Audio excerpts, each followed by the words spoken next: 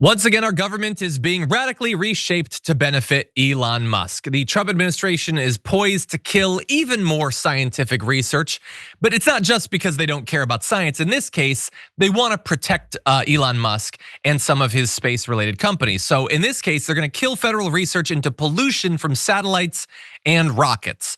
In particular, two research projects that could have posed some sorts of new regulations or costs or logistical challenges for Elon Musk and other people who dabble in commercial space flight.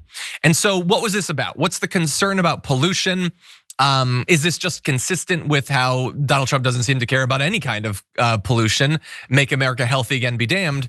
Well, this is a particular sort of pollution. So the pollution appears on the early research to be accumulating in the stratosphere at alarming levels. Some fear that it could destroy the ozone layer, potentially exposing some people to higher levels of ultraviolet radiation, or help further destabilize the Earth's climate during the climate crisis. Okay, so when you send up all these rockets, when you have all these satellites, that poses a bunch of different kinds of pollution. Some of you might have heard of the pollution of like debris, like that we leave stuff that's just floating around orbiting the Earth, posing a physical risk to future space flight. And that is part of this, but it's not the only sort of pollution that's being discussed here.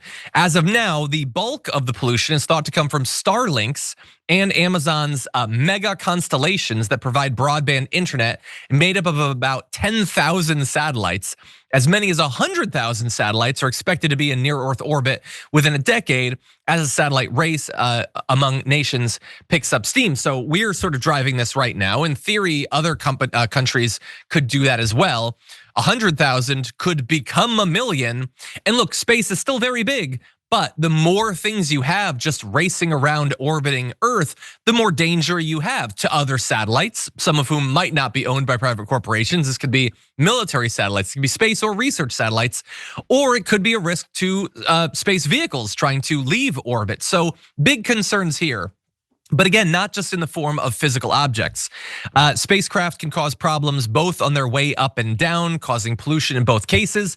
Launches emit a range of emissions like black carbon, nitrogen oxides, carbon monoxide, aluminum oxide, chlorine gases, and once in orbit, mercury.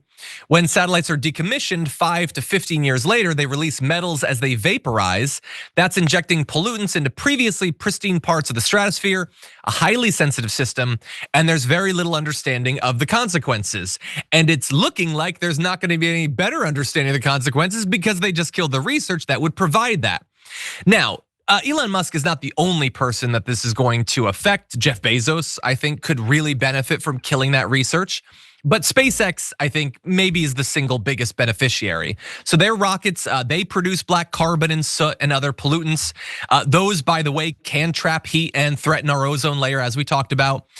Planned rocket launches to maintain the proposed mega constellation satellites are estimated that they will release soot in the atmosphere equivalent to 7 million diesel dump trucks circling the globe each year. And SpaceX isn't gonna pay anything for that. There's a cost associated with it, but it's us that's gonna pay it.